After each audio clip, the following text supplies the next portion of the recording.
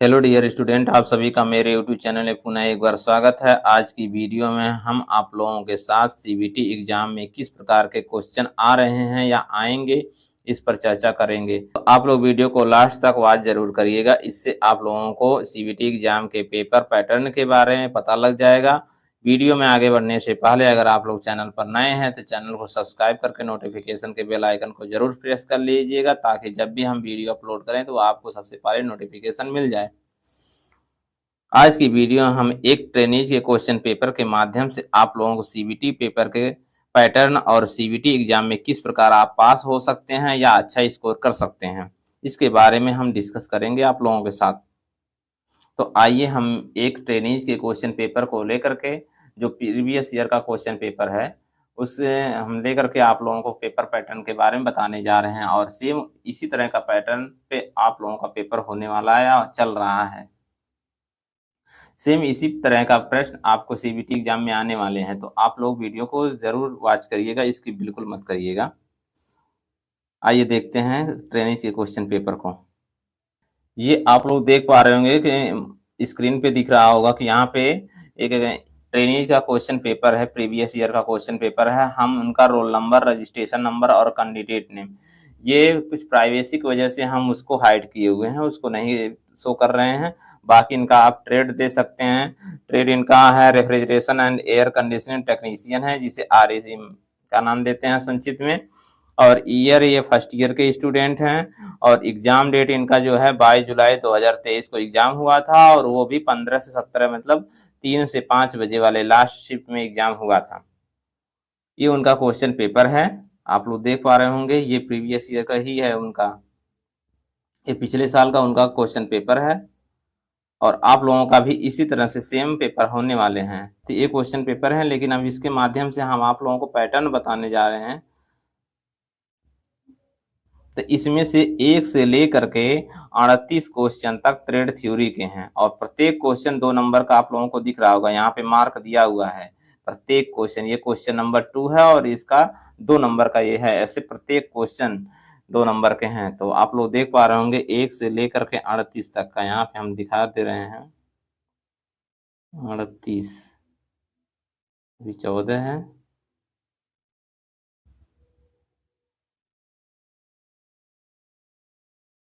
ये 37 नंबर है, 38 यहाँ तक आपका क्या है, ट्रेड थ्योरी के क्वेश्चन है। इसके बाद आप लोगों को वर्कशॉप कैलकुलेशन एंड साइंस के मिलेंगे क्वेश्चन।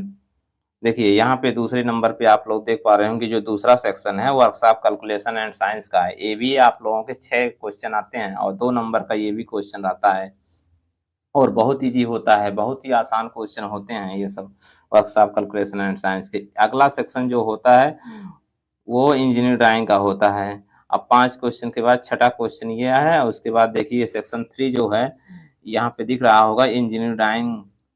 अब ये भी 6 क्वेश्चन होते हैं, और प्रत्येक क्वेश्चन 2 नंबर का होता है। तो देख लेते हैं। उसके बाद तीसरे सेक्शन के बाद चौथा जो सेक्शन आएगा वो एम्प्लॉयबिलिटी स्किल का होगा। तो 4, 5 ये रहे, ये चौथा सेक्शन है, और चौथा सेक्शन जो है वो एम्प्लॉयबिलिटी स्किल का है। और ये 25 क्वेश्चन रहेंगे। तो आप लोगों को कुल मिला करके 4 सेक्शन हो गए। सेक्शन 1 जो होगा वो ट्रेड थ्योरी का होगा, ट्रेड थ्योरी। और दूसरा सेक्शन जो होगा वो WCS यानी वर्कशॉप कैलकुलेशन एंड साइंस का है। तीसरा जो सेक्शन है ED, जिसे इंजीनियरिंग ड्राइंग बोलते हैं। और चौथा सेक्शन जो है वो एम्प्लॉयबिलिटी स्किल, जो दिख ही रहा होगा, एम्प्लॉयबिलिटी स्किल का है। ये 4 सेक्शन है, जिसमें से ये 3 सेक्शन मिला करके पेपर फर्स्ट बनते हैं। पेपर जो फर्स्ट होगा, रिजल्ट की बात हम कर रहे हैं, ये पेपर फर्स्ट में आएंगे, इसके मार्क्स जुड़ करके। इसके जो है ट्रेड थ्योरी के 38 क्वेश्चन, और इसके 6 क्वेश्चन, और इंजीनियरिंग ड्राइंग के भी 6 क्वेश्चन, कुल मिलाकर के 38 और 12 50 क्वेश्चन हो जाएंगे। ये 50 क्वेश्चन जो है 2 नंबर का रहता है, यानी 100 नंबर के टोटल हो जाएंगे। ये 100 नंबर के क्वेश्चन होंगे पेपर फर्स्ट के, और इसमें से जितना नंबर आप पाएंगे उतने नंबर आपके रिजल्ट में शो होगा। जैसे आप 100 में अगर 50 पाए हैं तो 50 नंबर दिखाएगा, या जो भी पाए होंगे। और मिनिमम जो पासिंग मार्क है तीनों विषयों को मिला करके, पेपर फर्स्ट यानी वो ट्रेड थ्योरी, और section section A trade theory, section B workshop calculation and science, और सेक्शन 3 जो है इंजीनियरिंग, तीनों मिला करके अब सबके मार्क होंगे 100, और उसमें से आपको 33 नंबर लाने हैं। तो और जो चौथा सेक्शन होगा इम्प्लॉयबिलिटी स्किल का, वो पेपर सेकंड होगा। वो पेपर जो होगा वो सेकंड होगा, और ये 25 क्वेश्चन आएंगे, और एक क्वेश्चन 2 नंबर का होगा, यानी 50 नंबर के रहेंगे। तो इस 50 में आपको 17 नंबर लाने हैं, और 17 नंबर आएगा नहीं, या तो आएगा 16 या तो आएगा 18। तो आप अगर फेल होते हैं, ग्रेस मार्क पाते हैं, तभी 17 आएगा। तो इस चीज़ों को विशेष ध्यान दीजिएगा, इसके अकॉर्डिंग आप लोग तैयारी करिएगा। हम इस ट्रेनीज के पेपर को इसलिए लाए हैं कि आप लोगों को पूरी तरह से प्रूफ हो जाए कि इस तरह से, और ये कहाँ से आ रहे हैं, इस विषय पे भी हम डिस्कस करने वाले हैं। तो आइए देखते हैं इस वीडियो को। अगर आरएसी व्यवसाय के बच्चे अगर देख रहे हैं तो उनको थोड़ा सा अंदाजा लग जाएगा कि कहाँ से पेपर आए हैं। उनके ट्रेड थ्योरी के हम क्वेश्चनों को दिखाते हैं।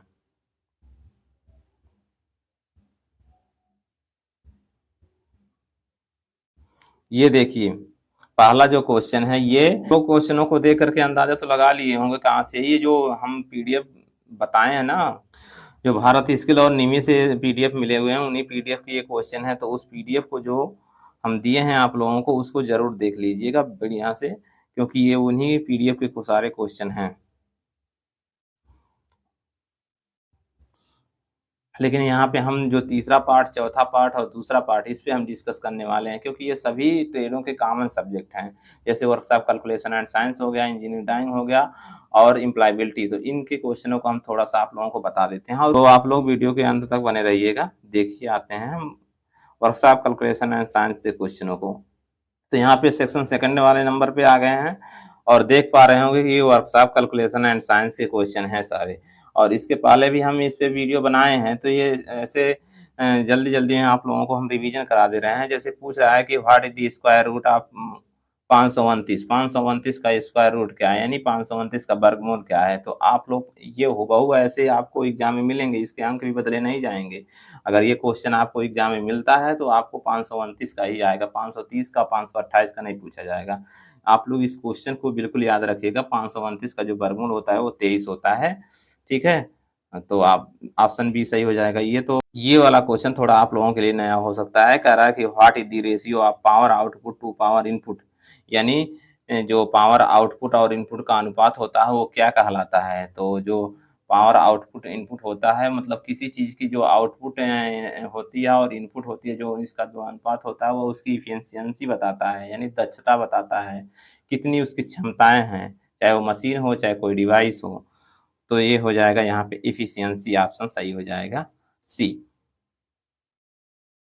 अगला प्रश्न है, बहुत इजी क्वेश्चन है। How many millimetre are there in 1 inch, 1 inch में कितने मिलीमीटर होते हैं। तो याद रखिएगा, 1 इंच में जो होता है वो 25.4 mm होता है, और 1 इंच बराबर होता है 2.54 सेंटीमीटर। बस दशमलव क्या रहता है, एक अंक और आगे बढ़ जाता है, इतना अंतर। इसको विशेष ध्यान दीजिएगा। यहाँ पे mm में पूछा है, तो mm में 25.4, यानी ऑप्शन डी सही हो जाएगा।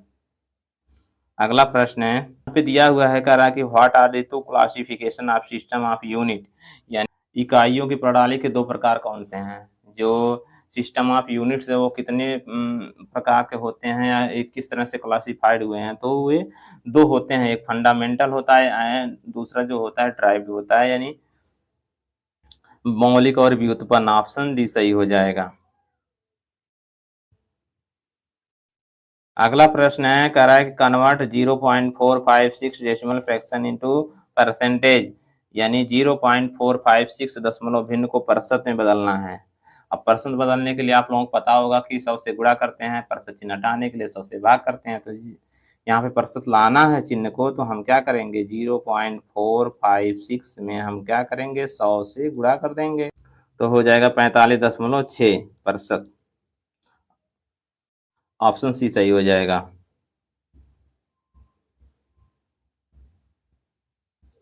अगला प्रश्न है, what is the boiling point of water? पानी का क्वथनांक क्या होता है? पानी का क्वथनांक सब लोग जानते हैं, पानी किस टेम्परेचर पर उबलता है, तो पानी का टेम्परेचर जो उबलनांक होता है वो 100 डिग्री सेल्सियस होता है। ऑप्शन डी सही हो जाएगा। अब ये 6 क्वेश्चन हो गए वर्कशॉप कैलकुलेशन एंड साइंस के। अगला जो तीसरा सेक्शन है वो इंजीनियरिंग ड्राइंग का है, और इंजीनियरिंग ड्राइंग के भी ये रिपीटेड ही बार बार क्वेश्चन पूछे जाते हैं। इन क्वेश्चनों को एकदम दिमाग में याद कर लीजिएगा, यही आप लोगों के सीबीटी एग्जाम में भी आने वाले हैं। पहला क्वेश्चन इंजीनियरिंग ड्राइंग का है, कह रहा है कि which title block position is correct as standard practice? एक मानक अभ्यास के रूप में कौन सा शीर्षक ब्लॉक सही स्थिति में है? तो आप लोग जो ड्राइंग शीट पे ड्राइंग बनाते हैं ना, उसपे एक टाइटल ब्लॉक बनता है। अब वो टाइटल ब्लॉक का वही पूछ रहा है कि कौन सा सही पोजीशन में इसमें फिगर बना करके दिया हुआ है। तो मान लेते हैं एक ड्राइंग शीट ये हो गया ना, ड्राइंग शीट आयताकार होता है, तो उसमें से हम जो टाइटल ब्लॉक बनाते हैं वो ड्राइंग शीट के दाहिने से नीचे कोने पे, यहाँ पे, यहीं पे टाइटल ब्लॉक को बनाते हैं और उसमें स्केल को लिखते हैं, फिर कौन सा जॉब बना रहे हैं उसके बारे में मतलब डिटेल इसी में देते हैं। बाकी ये जो होता है ड्राइंग स्पेस होता है, यहाँ पे ड्राइंग बनाते हैं और ये हाशिया बना देते हैं, मतलब ये बॉर्डर लाइन जिसे बोलते हैं। ये बॉर्डर बनाने के बाद से ही यहाँ पे बनाते हैं। तो ऐसा जो ऑप्शन दिख रहा होगा वही ऑप्शन सही हो जाएगा। तो ऐसा ऑप्शन पहले वाले में दिख रहा है। बाकी में देखिए यहाँ पे ऊपर दिया हुआ है किनारे पे, यहाँ पे इधर दिया हुआ है, मतलब डिफरेंस सब दिख रहे हैं, जिसमें से ऑप्शन ए जो है जैसे हमने बताया वैसे दिख रहा है, तो ये ऑप्शन ए सही हो जाएगा। अगला प्रश्न है,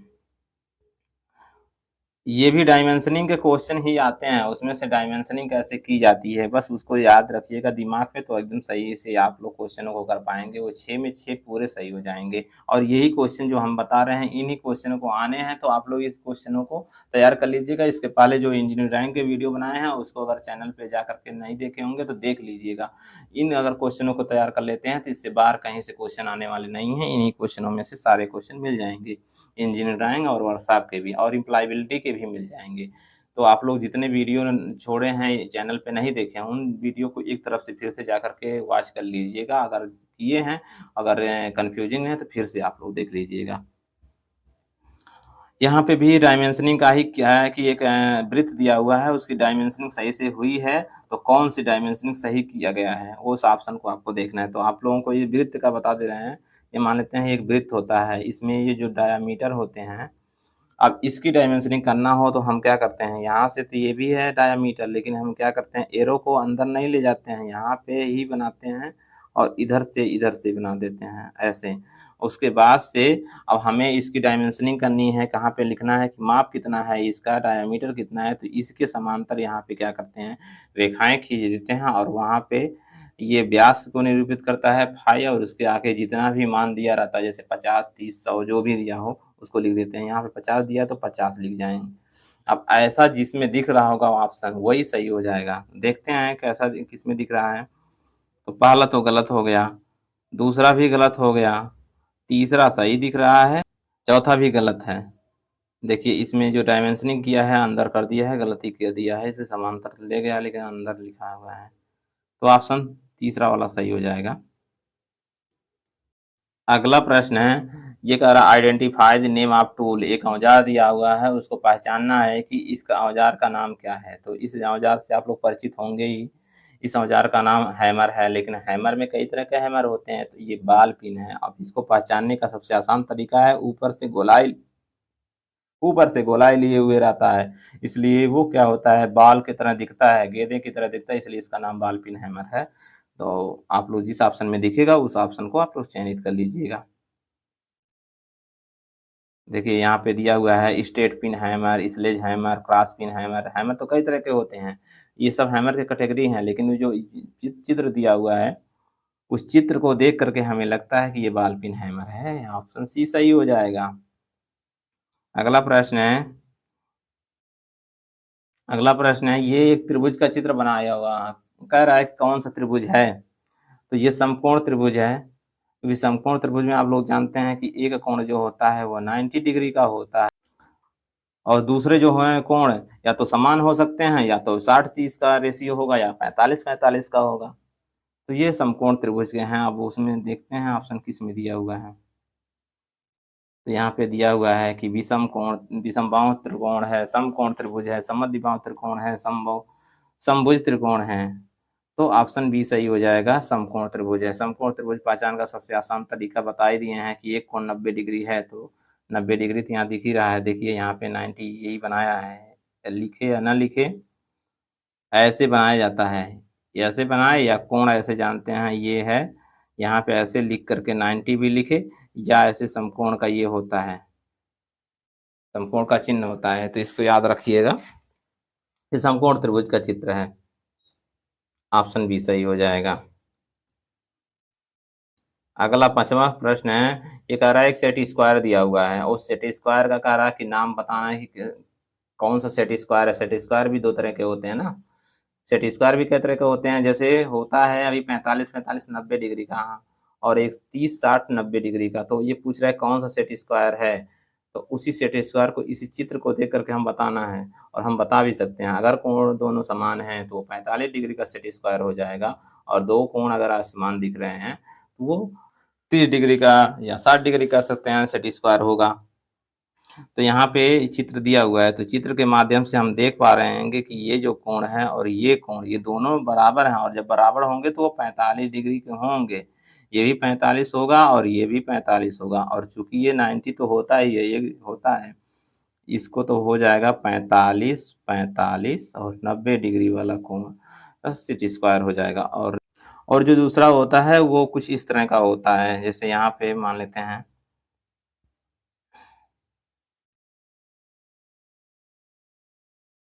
इस टाइप के, ये 60 डिग्री का होता है, ये 30 डिग्री का होता है, और ये 90 डिग्री का होता है। जिसको बोलते हैं 30 डिग्री, 60 डिग्री और 90 डिग्री वाला सेट स्क्वायर।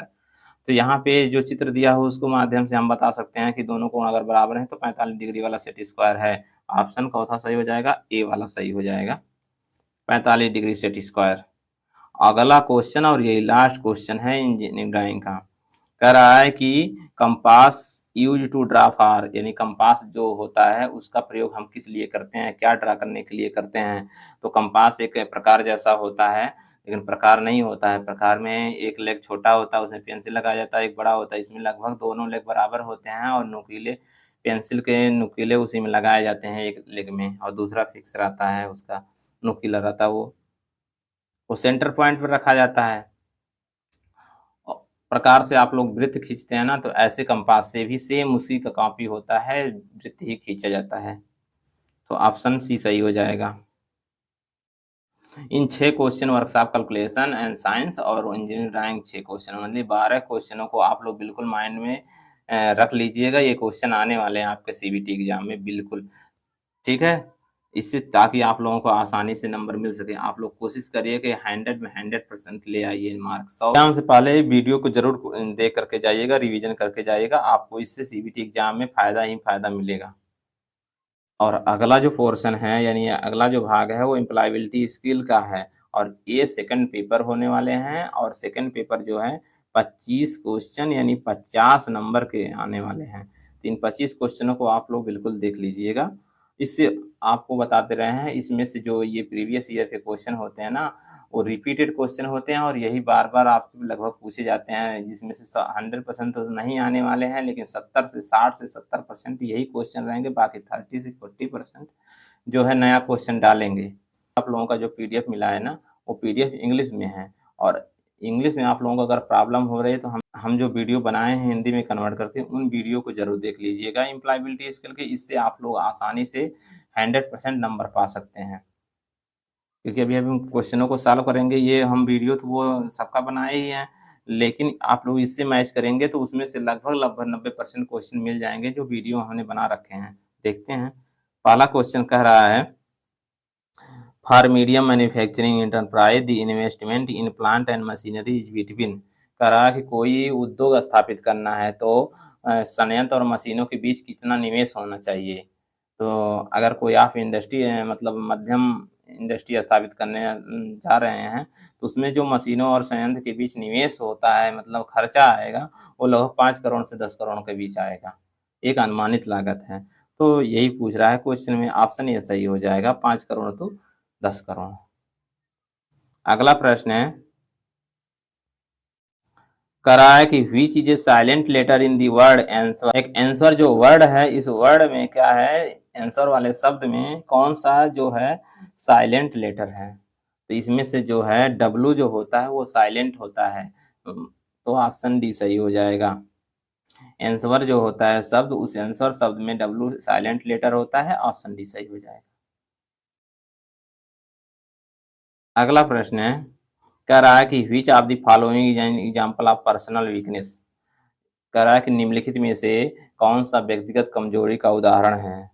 तो व्यक्तिगत कमजोरी कब आएगी, जो अपने अंदर कमियां रहेंगी। कमियां मतलब आपके पास आलसपन रहेगा, आप स्ट्रांग नहीं बन पाएंगे, अपने अंदर उतनी काबिलियत नहीं दिखा पाएंगे, तो आप जाहिर सी बात है व्यक्तिगत रूप से कमजोर महसूस होंगे। जैसे आप लोगों को छोटा सा एग्जाम्पल देने जा रहे हैं कि आप लोग कंपटीशन की तैयारी कर रहे हैं या सीबीटी, इसी आईटीआई सीबीटी एग्जाम के जा रहे हैं पेपर देने, और तैयारी आपकी बिल्कुल नहीं है, तो आपके अंदर तो कमजोरियां ही रहेंगी ना, कि हमें डर सताएगा हमेशा कि फेल हो जाएंगे, या कोई क्वेश्चन पूछ लेगा तो आप बता नहीं पाएंगे, हमेशा अपने आप को कमजोर महसूस करेंगे। तो वही पूछ रहा है कि कौन सा इसमें है।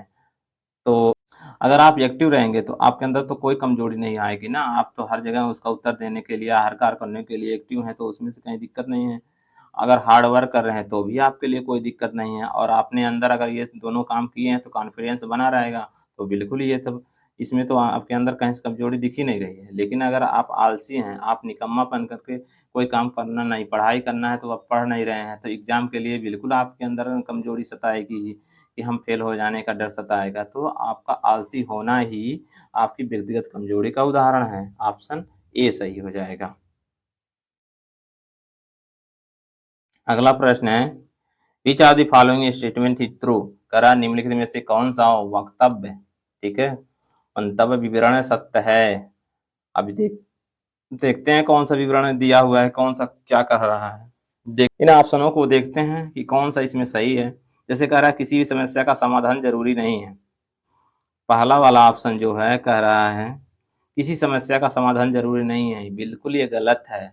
क्यों गलत है? क्योंकि कोई समस्या आती है उसका समाधान ज़रूरी है, नहीं तो वो समस्याएँ बढ़ती जाएँगी, तो ये गलत हो गया। दूसरा ऑप्शन है कि आप जितनी अधिक समस्याओं का समाधान करेंगे, समस्या को सुलझाने में आप उतने ही बेहतर होंगे, बिल्कुल। आप छोटी-छोटी परेशानियों से झेलेंगे तो अगली परेशानी को आप लोग अच्छी तरह से झेल सकेंगे, उसको समझा अगर कोई समस्या आ भी रही है तो उसका निदान आप लोग आसानी से कर सकते हैं। आपसे उससे एक्सपीरियंस होता है, कॉन्फिडेंस बढ़ता है। तो ऑप्शन बी तो सही दिख रहा है। लेकिन हम सी और डी को भी देख लेते हैं। कह रहा है कि हमें एक साधारण समस्या को हल करने के लिए कोर्स की ज़रूरत है। नहीं, बिल्कुल कोर्स की कोई आवश्यकता नहीं है, ये भी गलत हो गया। क्योंकि कोर्स कोई समस्या समाधान के लिए थोड़ी ना होता है। और डी वाला कह रहा है किसी भी समस्या का समाधान केवल एक विशेषज्ञ कर सकता है। नहीं, बिल्कुल नहीं। आपके पास समस्याएँ आई हैं तो आप खुद से सॉल्व कर सकते हैं, उसके बारे में सोच करके या किसी से सलाह लेकर के। तो कोई विशेषज्ञ की ज़रूरत नहीं होती है कि उसके लिए कोई विशेषज्ञ आएगा तभी समस्या का समाधान होगा। तो ये भी गलत हो गया, तो ऑप्शन बी सही हो जाएगा। आप जितनी अधिक समस्याओं का समाधान करेंगे, समस्याओं को सुलझाने में आप उतने ही बेहतर होंगे।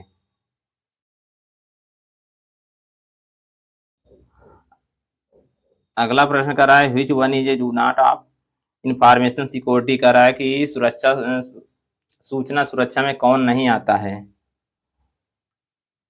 यानी इनमें से कौन सुरक्षा सूचना में नहीं आता है। तो देखते हैं कौन सा नहीं आता है। लैपटॉप, हार्ड ड्राइव तथा मोबाइल उपकरणों को इनक्रिप्ट करना, ये तो आता है। फिर कह रहा है समय समय पर अपनी पीसी का बैकअप डेटा लेना, ये भी आता है सुरक्षा सूचना के अंतर्गत। और तीसरा जो दिया है किसी को पासवर्ड बताना, ये नहीं आता है। और पासवर्ड का अनुमान लगाने के लिए कठिन प्रयोग करना, हाँ, ये भी सही है कि आप अपनी सिक्योरिटी अगर रखना चाहते हैं तो पासवर्ड बहुत जितने हार्ड रखेंगे कोई दूसरा जान नहीं पाएगा, तो आप सुरक्षित रहेंगे। तो ये इसमें से डू नॉट मतलब नेगेटिव वाला पूछ रहा है कि कौन सूचना सुरक्षा के अंतर्गत नहीं आता है।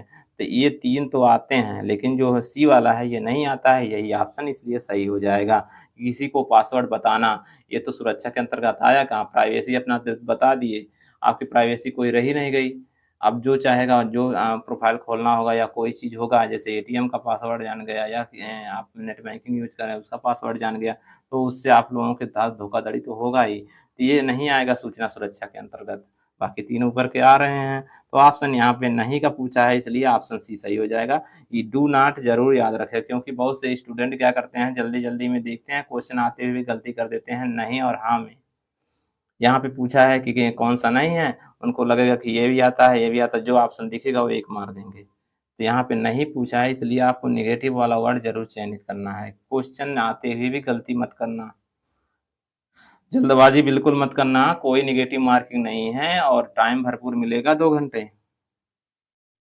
अगला प्रश्न है, कह रहा है कि पिन इज़ यानी पिन दिया हुआ है, पिन का फुल फॉर्म पूछ रहा है। तो पिन का फुल फॉर्म जो होता है personal identification number, option B सही हो जाएगा।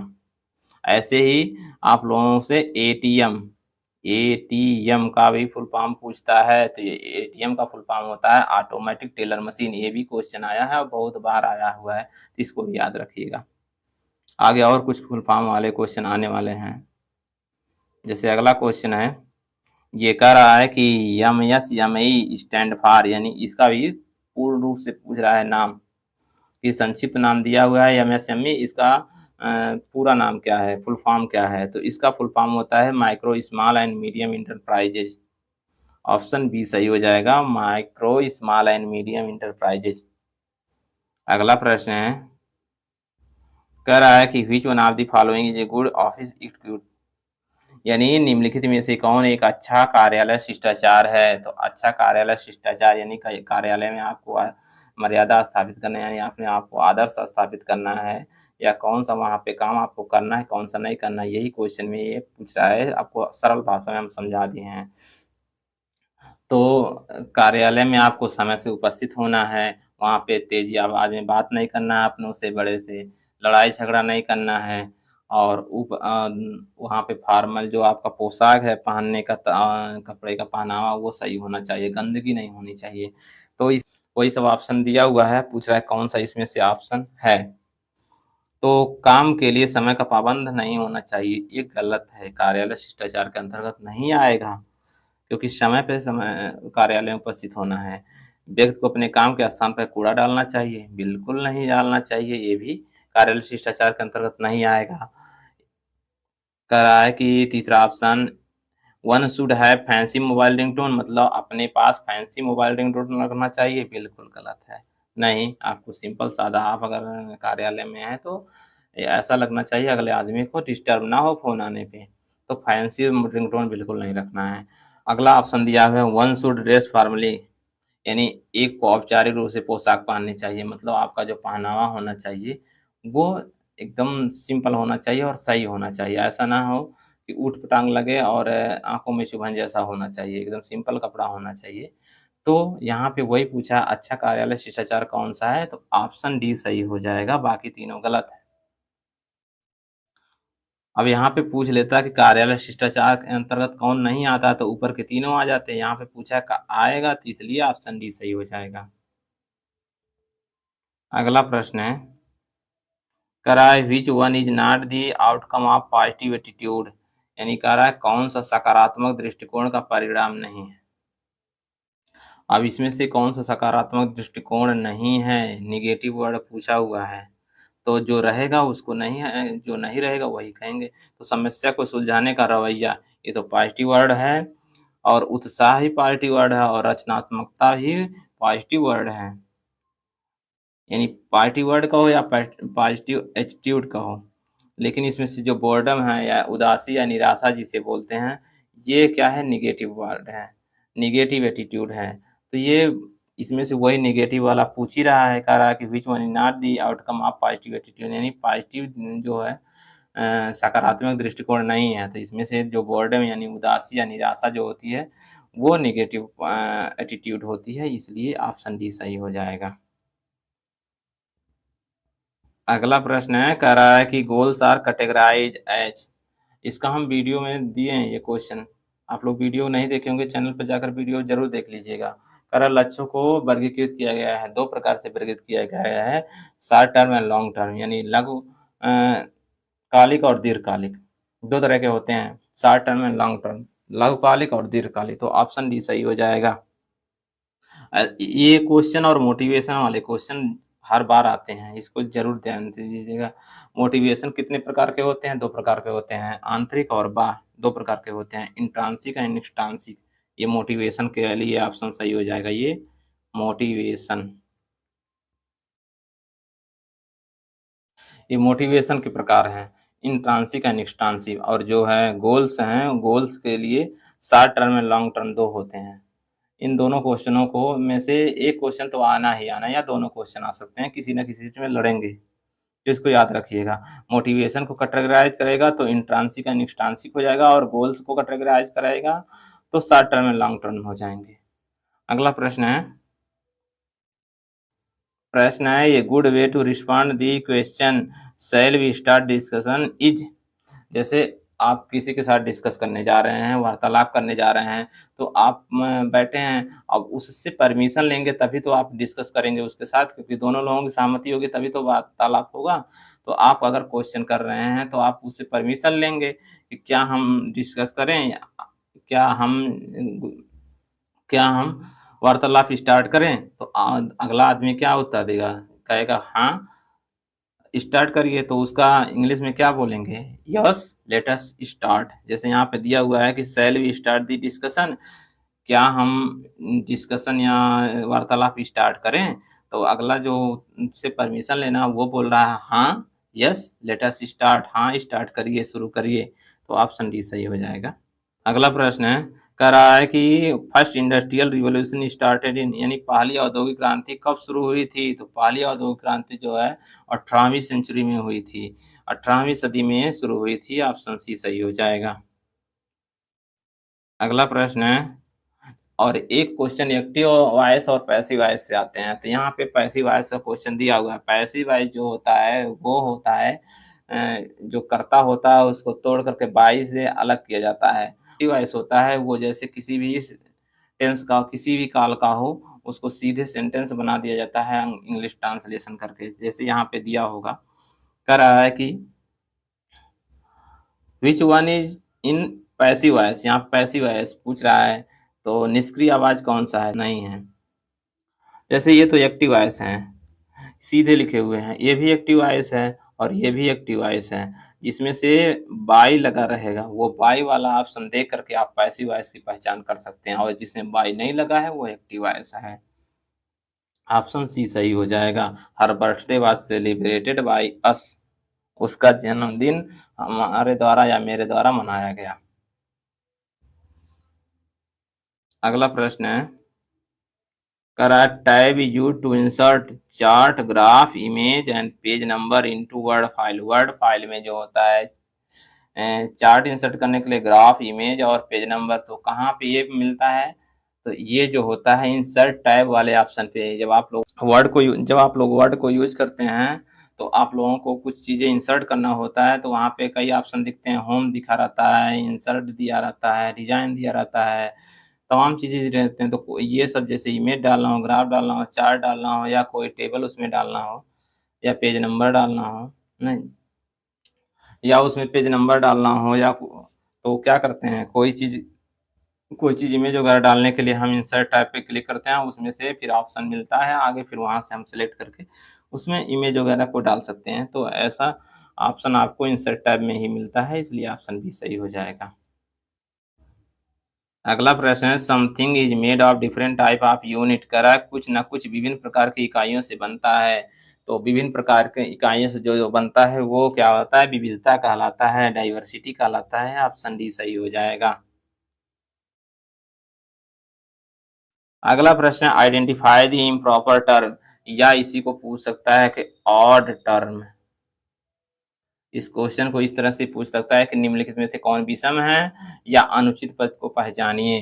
तो दिया हुआ है 4 ऑप्शन, इन चारों ऑप्शनों में से 3 तो एक समान दिख रहे होंगे और चौथा जो होगा या उनमें से एक कोई ऐसा होगा जो भिन्न दिख रहा होगा, वही भिन्न वाला ऑप्शन आपको चयनित करना है। तो यहाँ पे दिया हुआ है कि water pollution, sound pollution, air pollution, ये पॉल्यूशन से संबंधित है। जल प्रदूषण, ध्वनि प्रदूषण, वायु प्रदूषण तो एक कैटेगरी के अंतर्गत आते हैं, लेकिन जो हरित प्रदूषण है, ग्रीन पॉल्यूशन है, ये उसमें से भिन्न दिख रहा होगा। ठीक है, ये कृषि से संबंधित है, बाकी जल, ध्वनि और वायु प्रदूषण से संबंधित है। ये इसलिए ऑप्शन डी सही हो जाएगा। ये तीनों एक समान हैं, इसलिए ये तीनों अलग हो जाएंगे। जो चौथा है वो अलग हो रहा है, इसलिए हरित प्रदूषण जो होता है यही ऑप्शन हो जाएगा सही। अगला प्रश्न है, कह रहा है कि फीडबैक मदद करता है, किस तरह से फीडबैक मदद करता है? इसमें से आप चारों ऑप्शनों को देख सकते हैं। पहला ऑप्शन दिया है इम्प्रूव दी सर्विस, सेवा में सुधार करता है। बिल्कुल, अगर आप कोई बिजनेस किए हुए हैं तो ग्राहक की संतुष्टि के लिए, या आप जॉब कहीं कर रहे हैं, जैसे कॉल सेंटर का ले लेते हैं, कस्टमर केयर से किसी भी कंपनी कस्टमर केयर से बात करते हैं ना, तो वो आपसे फीडबैक लेता है ज़रूर कि हमारा जो आपसे वार्तालाप हुआ या हम आपके कार्यों में सहयोग कर सकें, आपकी हेल्प कर सकें, इसके लिए मुझे आपका अनुभव शेयर करना चाहते हैं कि आप से हमसे बात करके आप आपकी समस्याओं को हम सुलझा सकें कि नहीं सुलझा सकें, या आप हमसे सहमत हैं हमारी बातों से कि नहीं, उसके लिए फीडबैक, इससे आपको क्या होता है, आपकी सेवा में सुधार होता है। बाकी अगला दिया है प्रक्रिया या प्रणाली को संशोधित करें। अगर कहीं कमियाँ कस्टमर से बात करने पता चल जाता तो क्या करता, अगले समय रहते हुए उसमें संशोधन कर सकता है। फिर अगला ऑप्शन दिया है ग्राहकों की संतुष्टि को बेहतर तरीके से पूरा करें। तो अगर कमियाँ पता चल जाएगा तो हम उसको सुधार कर लेंगे, तो जो अगला ग्राहक आएगा तो ऐसा शिकायत तो नहीं करेगा, उसमें कोई कमी आएगी नहीं। तो इससे हमें ग्राहकों को संतुष्टि मिल जाएगी। इसलिए ऑप्शन चौथा जो ऑल ऑफ द एबव दिया हुआ है वही ऑप्शन सही हो जाएगा। ऊपर के तीनों ऑप्शन सही हैं, इसलिए ऑल ऑफ द एबव यानी ऊपर के सभी ऑप्शन वाला ऑप्शन सही होगा। फीडबैक किस तरह से मदद करता है? ऊपर के जो तीनों दिए हुए हैं उसी तरह से आप देख कर के मदद पा सकते हैं। अगला प्रश्न दिया हुआ है, कह रहा है what action should be taken after getting to know customer suggestion या प्रॉब्लम, यानी ग्राहक के सुझाव या समस्याओं को जानने के बाद क्या कार्रवाई की जानी चाहिए। तो अगर कोई समस्या ग्राहक के साथ हुई है तो हम उससे पहले क्या करेंगे, पूछेंगे कि किस तरह से समस्याएं आपको झेलना पड़ा हमारे यहाँ। फिर उसके बाद वो समस्या किस तरह की है उसको वर्गीकृत हम कर लेंगे। फिर उसके बाद से उसमें अगर सुधार करने लायक रहेगा, किस तरह से सुधार करना है, या उस पे कोई एक्ट लाना है या अधिनियम पारित करना है कि ऐसा अगर होता है तो ये दंड के पात्र होंगे, या जो भी आपको वो कंपनी का मालिक होगा वो उस तरह से करेगा, फिर उसको फ़ॉलो अप करेगा। फिर उसी तरह से जो कर्मचारी रहेंगे वो आगे उसी फ़ॉलो करेंगे, तो ज़ाहिर-सी बात है कि जो भी कमियाँ रहेगी वो दूर हो जाएगी और इससे ग्राहक की समस्या का समाधान भी हो जाएगा, अगला ग्राहक उससे संतुष्ट रहेगा। तो क्या करेंगे, सबसे पहले उस कस्टमर से पूछेंगे, फिर उसको कैटेगराइज़ करेंगे कि ये किस तरह की समस्या है, फिर उससे कुछ नियम वगैरह लाना होगा तो लाएँगे, करेंगे, उसके बाद उस नियम के अंतर्गत सब फ़ॉलो करेंगे। इसलिए ऑप्शन ए सही होगा, ask, categorise, act, follow up. अगला प्रश्न है, कह रहा है कि in MS Excel to insert a formula in cell we must begin the entry with an operator. MS Excel में सेल में एक सूत्र इंसर्ट करने के लिए हम क्या ऑपरेटर के साथ प्रविष्ट करते हैं? तो हम जब भी सूत्र को एमएस एक्सेल में प्रविष्ट करते हैं, डालते हैं, तो हम इक्वल टू यानी बराबर का चिन्ह लगा करके डालते हैं, तो ऑप्शन ये सही हो जाएगा। अगला क्वेश्चन है एसएमएस का एक्सपेंशन, यानी एसएमएस का विस्तार रूप पूछ रहा है। आप लोग एसएमएस बहुत बार व्हाट्सएप पे या ऐसे चैटिंग करते रहते हैं, कहते हैं एसएमएस भेज दो, लेकिन एसएमएस का फुल फॉर्म बहुत लोगों को नहीं पता होगा, तो हम लोग आप लोगों को बता दे रहे हैं कि एसएमएस का जो फुल फॉर्म होता है वो शॉर्ट मैसेज सर्विस होता है। इसको याद रखिएगा, ये आपके एग्जाम में आने वाले हैं। ऑप्शन बी सही हो जाएगा। एसएमएस का फुल फॉर्म, एसएमएस का विस्तार रूप शॉर्ट मैसेज सर्विस होता है। अगला प्रश्न है, कह रहा है what does ASAP stand for in SMS language. कह रहा है मैसेज की भाषा में एएसएपी का मतलब क्या होता है। सिंपल भाषा में समझा रहे हैं कि मैसेज की भाषा में एएसएपी का क्या मतलब होता है। तो आप लोग जैसे चैटिंग करते हैं तो कहीं कहीं आप लोग देखे होंगे कि ओएमजी भी लिख दिया जाता है, तो ओएमजी का फुल फॉर्म क्या होता है, ओ माई गॉड। तो ऐसे ही मैसेज की भाषा में संक्षिप्त में कोई चीज़ इन्फॉर्मेशन लेना या कोई तत्काल में चीज़ मंगाना होता है, कोई चैटिंग में क्या लिखते हैं, एएसएपी। वो अगला बंदा समझ जाता है कि हमसे क्या ये कह रहे हैं। एएसएपी लिखने से वो समझ जाता है कि एज़ सून एज़ पॉसिबल, मतलब हमें जितनी जल्दी सूचना है या जो भी देना है हम उतना दे प्रोवाइड करना है वो माँग रहे हैं। तो एसएमएस की भाषा में as soon as possible ASAP का मतलब होता है। प्रश्न है which one is a cardinal number, यानी इनमें से कौन कार्डिनल नंबर है। तो कार्डिनल नंबर की कुछ विशेषताएं होती है पहचान की, ये कार्डिनल नंबर ऐसे अंकों को कहते हैं जैसे 1 हो गया, अंक वाले अंक, जैसे 2, 3 ऐसे मतलब जितने अंक वाले होते हैं सब कार्डिनल नंबर के अंतर्गत आते हैं। या वर्ड में लिखा हो इंग्लिश में 1, 2, 3, 4, 5, 6 ऐसे। इन दोनों के अलावा बाकी किसी भी लैंग्वेज में जैसे 1 ऐसे लिखा हो, इसको नहीं मानेंगे। या 2 ऐसे लिखा हो, इसको नहीं मानेंगे। या सेकंड ऐसे लिखा हो, इसको भी नहीं मानेंगे। या एट्थ लिखा हो, इस तरह से ऐसे जो लिखे होते हैं ये नहीं आते हैं। बाकी ऊपर के जो वर्ड वाले होते हैं 1, 2 और अंक वाले जो होते हैं वही दोनों कार्डिनल नंबर के अंतर्गत आते हैं। इसका भी हम वीडियो बनाए हैं जो इम्प्लॉयबिलिटी स्किल के, उसमें ये क्वेश्चन इस टाइप का हम विस्तार से बताए हुए हैं। तो यहाँ पे देख पा रहे हैं 5th लिखा हुआ ये भी नहीं होगा, 8th लिखा हुआ ये भी नहीं होगा और सेकंड लिखा हुआ ये भी नहीं होगा। जो होगा कार्डिनल नंबर वो 1 जो लिखा हुआ है ये हो जाएगा। आप लोग इंग्लिश में 1, 2, 3 ऐसे याद कर रहिए कि ऐसा लिखा मिलेगा या अंकों में 1, 2, 3, 4 ऐसा। अगला प्रश्न है, कह रहा है कि for short distance which network type should be used. छोटी दूरी के लिए किस नेटवर्क का उपयोग किया जाना चाहिए। तो हम आप लोगों को थोड़ा नेटवर्क के बारे में बताना चाहते हैं कि नेटवर्क 3 तरह के होते हैं। पहला जो होता है वो LAN यानी लैन, यह छोटी दूरी के लिए नेटवर्क होता है। जैसे आप एक भवन हो या एक इंस्टीट्यूट हो, उसमें जितने कंप्यूटर लगे हुए हैं उनको एक साथ जोड़ने के लिए लैन नेटवर्क का प्रयोग करते हैं। इसका फुल फॉर्म होता है लोकल एरिया नेटवर्क। और दूसरा जो होता है MAN, जिसे मैन बोलते हैं, इसका फुल फॉर्म होता है मेट्रोपॉलिटन एरिया नेटवर्क है। इसको इस तरह से समझ लीजिए कि एक से अधिक भवनों में या एक कह लीजिए कि एक शहर के अंतर्गत, एक शहर हो जैसे सिटी हो, उस सिटी के अंदर जितने कंप्यूटर लगे हैं उनको जोड़ने के लिए हम मैन मेट्रोपॉलिटन एरिया नेटवर्क का प्रयोग करते हैं। और तीसरा जो होता है वैन, WAN, वैन का फुल फॉर्म होता है वाइड एरिया नेटवर्क। ये वैश्विक स्तर पर नेटवर्क होता है। इसको इंटरनेशनल या एक देश से दूसरे या देश के पूरे अंतर्गत जितने नेटवर्क लगे या एक देश के अंतर्गत जितने कंप्यूटर लगे हों या विदेशों में लगे हों उनसे जोड़ने के लिए हम क्या करते हैं वाइड एरिया नेटवर्क यानी वैन का प्रयोग करते हैं। तो यहाँ पे तीनों नेटवर्क को हम बता दिए हैं। जिसका भी क्वेश्चन पूछेगा, और पूछते तो सबके हैं, नेटवर्क से एक क्वेश्चन आता है, चाहे वो शॉर्ट दूरी के लिए पूछे चाहे लॉन्ग के लिए पूछे।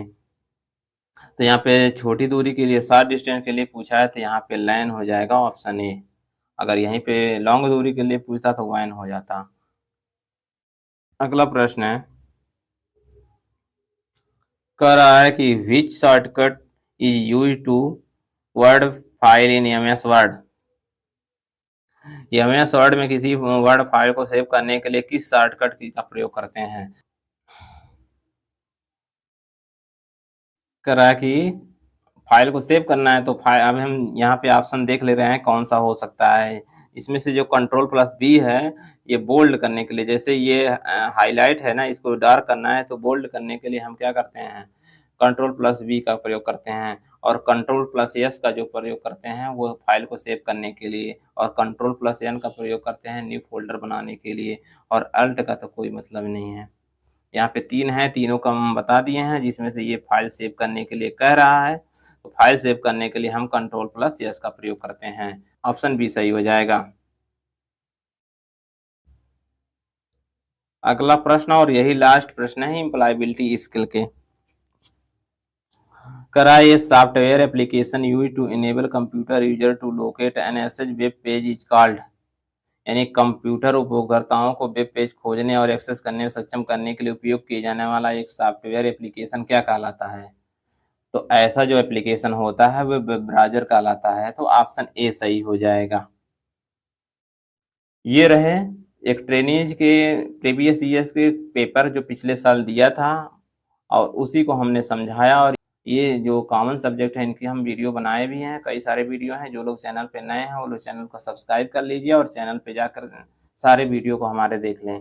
इससे आप लोगों को इम्प्लॉयबिलिटी स्किल का जो है, आप लोगों को सबसे ज़्यादा कठिन इम्प्लॉयबिलिटी स्किल लग रहा होगा इसमें, क्योंकि इम्प्लॉयबिलिटी स्किल का जो PDF है वो इंग्लिश में है और उसका हिंदी कन्वर्ट करने में लोगों को प्रॉब्लम हो रही है। तो हम यहाँ पे अपने चैनल पे हम हिंदी में कन्वर्ट करके वीडियो बनाए हुए हैं, तो उसको देख लीजिए। उससे आप लोगों को 100% मिलने के चांस हैं। आप लोग उस वीडियो के माध्यम से आप लोग सीबीटी में अच्छा स्कोर एम्प्लॉयबिलिटी स्किल में कर सकते हैं। तो मिलते हैं अगली वीडियो में।